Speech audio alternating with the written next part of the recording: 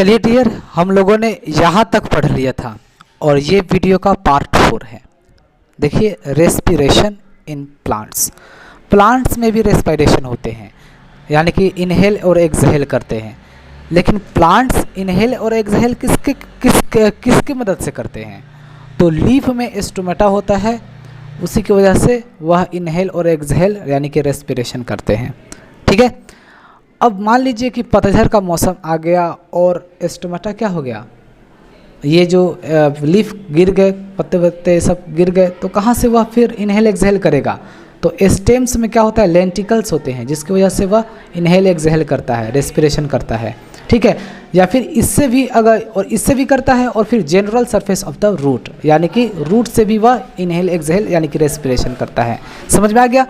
तो plant respiration in plants 3 जगह से कर सकते हैं। स्टोमेटा इन लीफ से भी कर सकते हैं, lenticels of in stems, stems में लेंटिकल्स होते हैं, उसकी मदद से भी यह रेस्पिरेशन कर सकते हैं, या फिर general surface of the root, root की मदद से भी ये रेस्पिरेशन कर सकते हैं। 3 जगह से रेस्पिरेशन कर सकते हैं प्लांट्स। ठीक है, अब देख लीजिए, यहाँ पर समझ लीजिए ट्रांसपोर्टेशन। ट्रांसपोर्टेशन का मतलब क्या होता है? कोई चीज़ एक जगह से दूसरे जगह ले जाना, ले आने को ही हम लोग ट्रांसपोर्टेशन कहते हैं। ठीक है, अब यहाँ पर समझ लीजिए, the circulatory system in human beings consists of, ये 3 होते हैं। सर्कुलेटरी सिस्टम 3 जगह से होते हैं अगर देखा जाए तो। हार्ट ये क्या करता है, अ पंपिंग ऑर्गन, ये ऑर्गन को पंप करता है। ठीक है, तो ये भी एक सर्कुलेटरी सिस्टम है। आर्टरीज एंड वेन्स, ये भी क्या होते हैं, आर्टरीज और वेन्स ये ब्लड वेसल्स होते हैं, यानी कि खून की नली होता है। ठीक है, आर्टरीज और वेन्स। ठीक है, अब नेक्स्ट समझ लीजिए, ब्लड एंड लिम्फ, ये क्या होते हैं, सर्कुलेटरी मीडियम होते हैं। ठीक है, ये मीडियम में होते हैं, ये भी सर्कुलेटरी करते हैं। समझ में आ गया डियर? तो ये ट्रांसपोर्टेशन वगैरह ये वाले तीनों समझ में आ गया। अब देख नेक्स्ट समझते हैं हम लोग। अब इसको अब आप अच्छे से समझ लीजिए, ये लंग्स हैं। लंग्स में जो होता है एक्चुअली यहाँ से आते हैं डीऑक्सीजनेटेड ब्लड और राइट एट्रियम में आता है, ये रिसीव करता है, रिसीव करके फिर इसमें आ जाता है ब्लड, तो यहाँ आ जाएगा। ठीक है, राइट वेंट्रिकल में, और राइट वेंट्रिकल से जब ये पंपिंग करता है तो ब्लड यहाँ से निकलता है, डीऑक्सीजनेटेड ब्लड।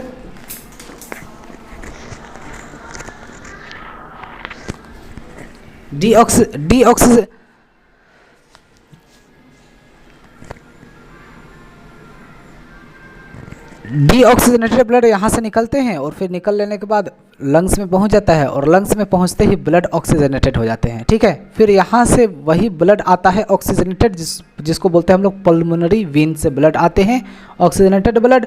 और सबसे पहले लेफ्ट एट्रियम, एट्रियम का काम क्या होता है, रिसीव करना, और वेंट्रिकल का काम क्या होता है, पंपिंग करना।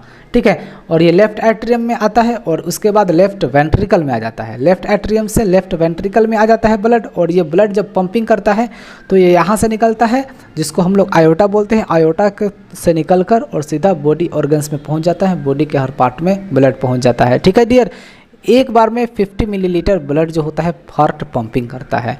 ठीक है, तो 50 को और 1 मिनट में क्या होते हैं, 72 बार दिल धड़कता है ना, दिल धड़कता है, हार्ट धड़कते हैं। तो 50 को 72 से मल्टीप्लाई कीजिएगा तो आपको पता चल जाएगा कि 5.5 लीटर जो ब्लड होते हैं हम लोगों के बॉडी में होते हैं, तो वह पूरा का पूरा कैलकुलेशन आ जाएंगे। कार्बन डाइऑक्साइड को ही कैरी कर पाता है, ऑक्सीजन को कैरी नहीं कर पाता है। तो इसलिए यहाँ से ब्लड आया डीऑक्सीजनेटेड, राइट एट्रियम रिसीव किया, राइट वेंट्रिकल में गया, जब ये पंप करेगा तो ये ब्लड यहाँ से निकलेगा और सीधा लंग्स में पहुँचेगा, और ब्लड हमारा क्या हो जाएगा, ऑक्सीजनेटेड हो जाएंगे, यानी कि अब इसमें ऑक्सीजन हो जाएंगे ब्लड में, यानी कि प्योर ब्लड हो जाएगा। और फिर यहाँ से ऑक्सीजनेटेड ब्लड आते हैं पल्मोनरी वेन से, ऑक्सीजनेटेड ब्लड आ रहा है और पहले जाता है लेफ्ट एट्रियम। ठीक है, एट्रियम का मतलब रिसीव करना, लेफ्ट एट्रियम रिसीव करेगा, वेंट्रिकल में फिर आएगा। ठीक है, और फिर ये जब पंपिंग करेगा तो क्या होगा, मेन आर्टरी में आएंगे, जिसको हम लोग आयोटा बोलते हैं। ऑक्सीजनेटेड ब्लड आते रहेंगे और आकर हमारे बॉडी में कम्प्लीटली मिल जाते हैं। तो इस तरीके से ब्लड सर्कुलेशन होते हैं हमारे हार्ट में।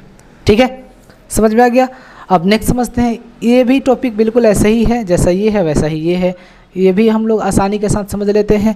ये डबल सर्कुलेशन देख लीजिए, blood travels twice through the heart in one complete cycle of the body. तो ये हमारा हार्ट होता है जो धक धक धक धक धक धक करता रहता है। ठीक है, यही हार्ट होता है। अब हार्ट हम लोग का कुछ इस तरीके से दिखाई देता है। तो हार्ट में कितने चैम्बर होते हैं, 4 होते हैं, देख लीजिए 1 2 3 4, ठीक है। तो ये वाले जो हैं ये राइट वाले हैं और ये वाले लेफ्ट वाले हैं। तो एट्रियम का क्या काम होता है, रिसीव करना, और वेंट्रिकल का काम होता है पंपिंग करना, ठीक है, ये याद रखिएगा। तो यहाँ पर राइट एट्रियम देख लीजिए, यहाँ से डीऑक्सीजनेटेड ब्लड गया, नीचे से जाता है पैर से, ये नीचे से ब्लड जाएगा और ये गला वगैरह से, गर्दन से ये ब्लड आएगा। तो यहाँ से और यहाँ से डीऑक्सीजनेटेड ब्लड आएंगे, तो यहाँ क्या होगा, रिसीव होगा, यानी कि राइट एट्रियम में रिसीव होंगे और राइट एट्रियम से राइट वेंट्रिकल में जाएगा ये, और राइट वेंट्रिकल जाते ही ये वाल्व होते हैं, ये वाल्व क्लोज हो जाते हैं, और क्लोज होने के बाद क्या होगा, जब ये हार्ट पंपिंग करेगा तो कुछ इस तरीके से हमारा ब्लड जाएगा और लेफ्ट पल्मोनरी आर्टरी से, ठीक है, क्या हो जाएंगे, ब्लड जो होंगे वह,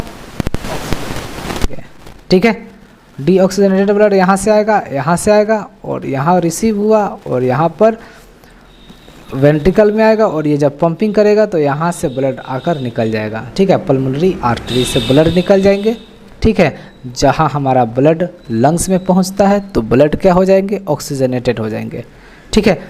अब क्या होता है, पल्मोनरी वेन से ब्लड आएगा ऑक्सीजनेटेड, यहाँ से आएगा और यहाँ से आएगा, और ऑक्सीजनेटेड ब्लड आएगा तो सबसे पहले लेफ्ट एट्रियम में आएगा, ये रिसीव करेगा, फिर इसमें आ जाएगा, ये लेफ्ट वेंट्रिकल में आएगा, और लेफ्ट वेंट्रिकल जब ये पंपिंग करेगा तो ये ब्लड यहाँ से निकलेगा और सीधा आयोटा के थ्रू हमारे पूरे बॉडी में फैल जाते हैं, ठीक है डियर। तो आपको ये समझ में आ गया, आई होप ये हार्ट वाला सिस्टम भी आपको समझ में आ गया होगा, ठीक है। डीऑक्सीजनेटेड ब्लड, ठीक है, आया कहाँ पर, सबसे पहले राइट एट्रियम, राइट वेंट्रिकल, और फिर लंग्स में पहुँच जाते हैं ब्लड ऑक्सीजनेटेड हो गए।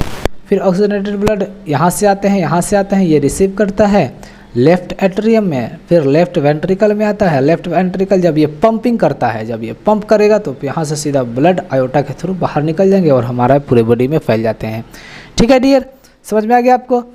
अब देख लीजिए पल्मोनरी सर्कुलेशन क्या होते हैं, blood moves from the heart to the lungs, ठीक है, हार्ट से लंग्स में पंप करने को ही हम लोग बैक टू द हार्ट, उसी को हम पल्मोनरी सर्कुलेशन कहते हैं, ठीक है। कहाँ से, ब्लड जो होते हैं हार्ट से लंग्स तक, देख लीजिए ये हार्ट है ना, यहाँ से आया, यहाँ आया और फिर यहाँ आ गया, ठीक है, लंग्स यहाँ होते हैं, तो इसको हम बोलेंगे क्या, पल्मोनरी सर्कुलेशन, ठीक है। सिस्टोलिक सर्कुलेशन किसे कहते हैं, blood moves from the heart to rest to the body and back to the heart, ठीक है। अब यहाँ से ब्लड आया, यहाँ से आया और यहाँ से आने के बाद इसमें आया और इसमें आने के बाद पंपिंग किया, आयोटा के थ्रू बाहर निकला, यानी कि हमारे पूरे बॉडी में फैल गए।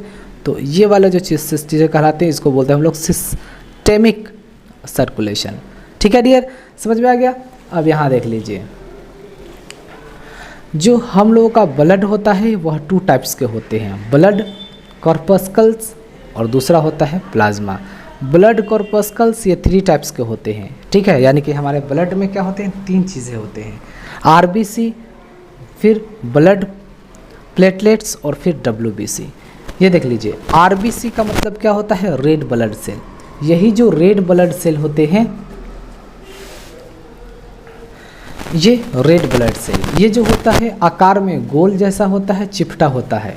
यही ऊंचाई पर जाने से इसका, जब हम कोई चीज़ें ऊंचा पर जाते हैं तो आरबीसी का जो गोल होता है और बीच में चिपटा सा होता है, वह क्या होता है, ऊंचाई पर जाने से ये बढ़ जाता है, ये बड़ा हो जाता है, जिसकी वजह से हम लोगों को डर लगने लगता है, ठीक है डियर।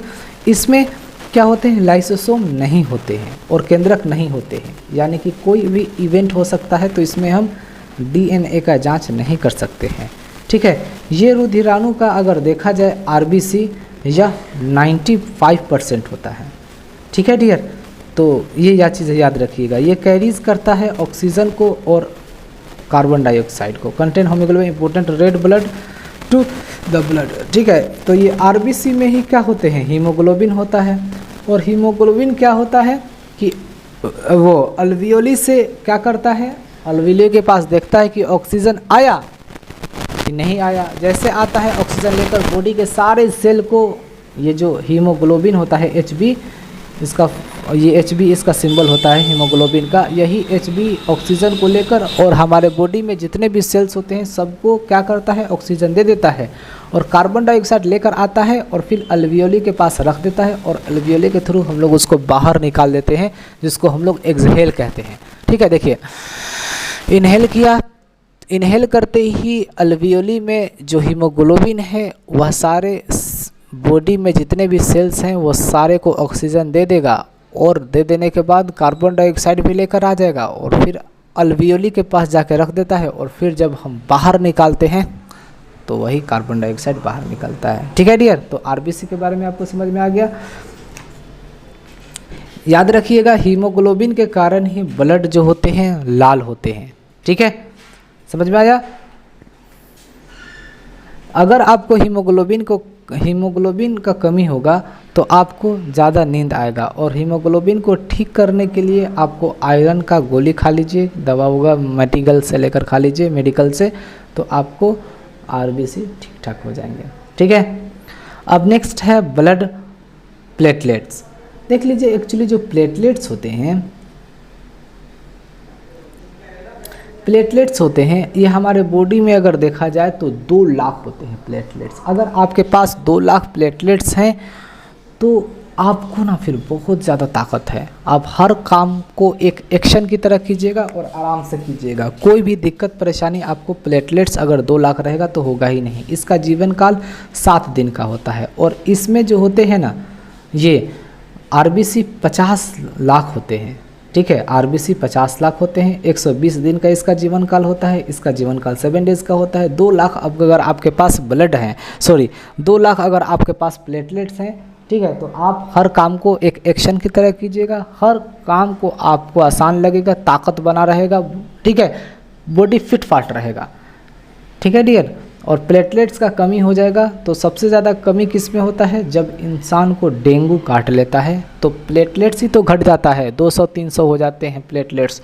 कहाँ 2 लाख और 200-300, तो बहुत ज़्यादा कमजोरी तो होगा ही, एक डेग भी आप नहीं चल सकते हैं। ठीक है, और प्लेटलेट्स को ठीक करने के लिए एक्चुअली हमें क्या करना होता है कि आप ज़्यादा से ज़्यादा मात्रा में क्या कीजिए, आप दूध पीजिए, बकरी का दूध पीजिए, फल फ्रूट वगैरह खाइएगा तो आपको प्लेटलेट्स ठीक ठाक हो जाएंगे। ठीक है, WBC क्या होते हैं, WBC और ये हेल्प्स इन ब्लड क्लोटिंग, और ये ब्लड क्लोटिंग में भी मदद करता है। प्लेटलेट्स, ब्लड में जो प्लेटलेट्स होते हैं या ब्लड क्लोटिंग में भी मदद करता है। आपको ये भी चीज़ें पता होगा कि जो ब्लड में जो, ठीक है, ब्लड का जो क्लोटिंग होता है विटामिन के की वजह से होता है। ठीक है, और हमारे ब्लड में एक हेपरिन होता है। हेपरिन ही है जो हमारे ब्लड को बॉडी में क्लोटिंग होने नहीं देता है। अगर बॉडी में ब्लड क्लोटिंग हो गया ना फिर तो यूँ समझ लीजिए कि सीधा आप ख़त्म हो जाएंगे, मर जाएंगे, क्योंकि बॉडी में हमारा पूरा ब्लड एकदम फास्ट रनिंग कर रहा होता है। और सबसे छोटा जो अगर देखा जाए जो विंस होता है तो ब्रेन का होता है। तो ब्रेन में बताइए अगर क्लोटिंग हो जाए तो फिर ब्रेन फट जाएगा, ब्रेन हेमरेज हो जाएगा, आदमी सीधा मर जाएगा। ठीक है डियर, तो हेल्प्स इन ब्लड क्लोटिंग। ठीक है, प्लेटलेट्स भी होते हैं जो ब्लड क्लोटिंग होने में मदद करता है, यानी कि ब्लड क्लोटिंग। ठीक है, हेल्प्स इन ब्लड क्लोटिंग, ये प्लेटलेट्स होता है जो ब्लड क्लोटिंग्स होता है। लेकिन इससे भी खतरनाक ये होता है, ठीक है, इससे भी खतरनाक क्या होता है, हेपरिन होता है। वो सीधा एक लाइन में कहता है कि हमारे जीते जी कोई भी ब्लड को क्लोटिंग नहीं कर सकता है। ठीक है, और जब कहीं अगर हम लोग बाहर वगैरह, ठीक है, अगर हम लोगों का कहीं हाथ पैर वगैरह कट वट जाता है तो ब्लड निकलने लगते हैं, और ब्लड निकल लेने के बाद क्या होता है कि हवा लगते है, उसके बाद ब्लड क्या हो जाता है, क्लोटिंग हो जाते हैं, ब्लड जम जाते हैं और फिर हमारा खून बहना बंद हो जाता है। ठीक है, तो ब्लड खून हो जाना बंद होता है, खून का जो नली होता है बंद हो जाता है, किसके वजह से, प्लेटलेट्स की वजह से ही बंद हो जाते हैं। ठीक है, समझ में आ गया डियर। और जो हेपरिन होता है वह हेपरिन के वजह से ही हमारे बॉडी में ब्लड क्लोटिंग नहीं हो पाता है। समझ में आया। लेकिन जहाँ हम लोग को काटा फटा हवा लगा, देखते हो किसी को कोई चीज़ें कट जाते हैं तो लोग क्या करता है, जल्दी से उसको दाब लेता है, 2-4 मिनट दाब लेने के बाद ब्लड निकलना बंद हो जाते हैं। ठीक है, समझ में आया। एक बीमारी भी होता है जो बहुत ही, ये होमोफोबिया एक बीमारी होता है। वो उस बीमारी का कहते हैं होमीफोबिया एक बीमारी होता है। वह ऐसा बीमारी होता है कि एक बार कोई चीज़ें कट गया ना तो आपको ब्लड निकलता रहेगा निकलता रहेगा निकलता रहेगा और फिर आप मर जाइएगा, क्योंकि ब्लड का क्लोटिंग होना बहुत ज़रूरी है। क्लोटिंग का मतलब होता है थक्का बनना, ब्लड का जमना। ठीक है, जैसे यहाँ पर मैंने काट दिया तो हमेशा अगर खून निकलता ही रह जाए, क्लोटिंग ना हो तो फिर क्या हो जाएगा, हम मर नहीं जाएंगे। तो यही प्लेटलेट्स होता है जो ब्लड को क्लोट कर देता है, यानी कि जमा कर देता है, यहाँ पर भर देता है, जाम हो जाते हैं। देखते हो जब आदमी कोई काटता है चीज़ें, खून निकलते हैं तो तुरंत एकदम जम जाता है ब्लड। ठीक है, तो ये प्लेटलेट्स का ही काम होता है। ठीक है डियर, समझ में आ गया आपको। अब WBC समझते हैं, वाइट ब्लड सेल। इसका आकार अनिश्चित होता है, यानी कि किसी भी ये आकार का हो सकता है WBC। ठीक है, और इसका हिंदी में बोलते हैं हम लोग ल्यूकोसाइट बोलते हैं। ठीक है, ये हमें क्या करता है, रोग से रक्षा करने का काम क्या होता है, काम करता है। ठीक है, रोग से रक्षा करता है। इस WBC में अगर देखा जाए तो आपको 3 चीज़ें देखने को मिलेंगे। एक होता है एंटीबॉडी, ये क्या करता है, ये रक्षा करता है, ये ब्लड में ही रहता है। जब कोई हमारे बैक्टीरिया या कोरोना वगैरह जब भी हमारे कोई बॉडी में कोई बीमारी प्रवेश करता है तो एंटीबॉडी क्या करता है, उसको देख रहा होता है और देखता है, देखते देखते क्या करता है, जब देखता है कि अब ये मानेगा नहीं तो ये सीधा ब्लड में ही लिम्फोसाइट होता है जो T सेल के होते हैं। ठीक है, तो एंटीबॉडी लिम्फोसाइट को जाकर उठाता है और कहता है कि उठिए, देखिए बीमारी आ रहा है, हम इसका सामना नहीं कर सकते हैं, आपको ही करना होगा।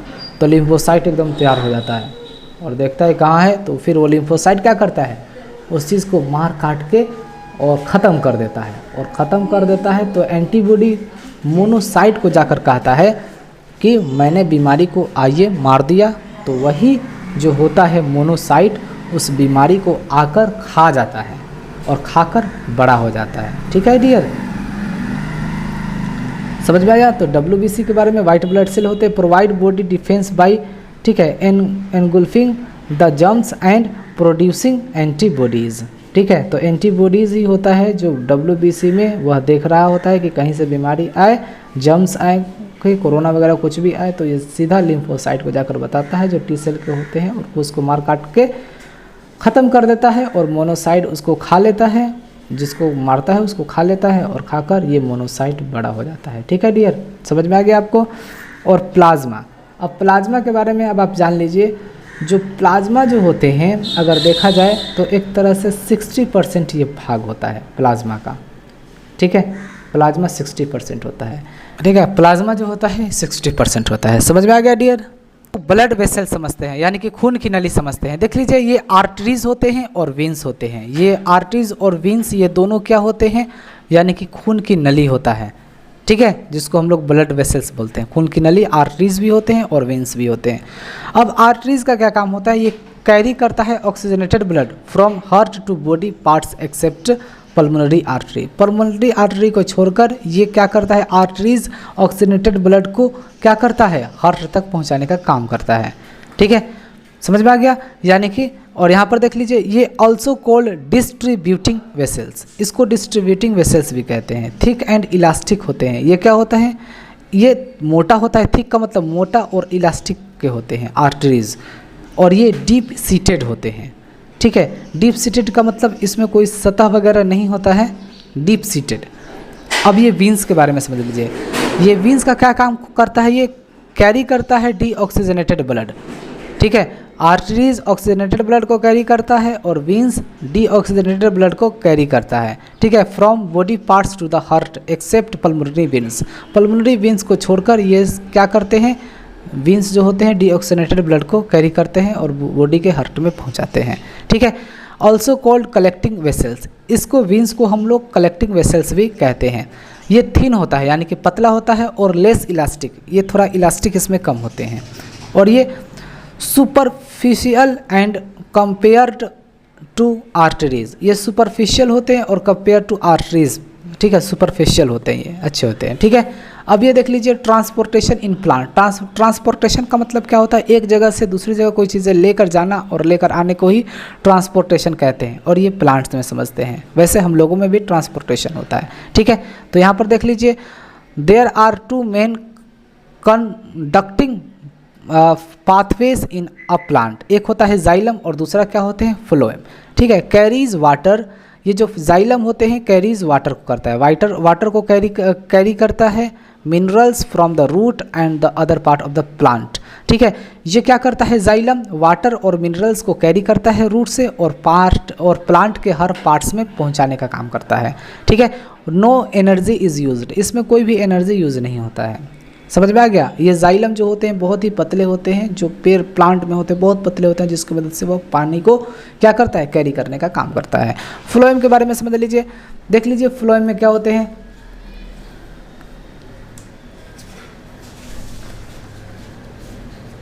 देख लीजिए फ्लोएम में क्या होता है कि carries product of photosynthesis from leaves, ठीक है। लीफ की मदद से फोटोसिंथेसिस को कैरी करता है यानी कि लेता है to the other parts of the plant, और प्लांट के अदर पार्ट्स में पहुंचा देता है, ठीक है।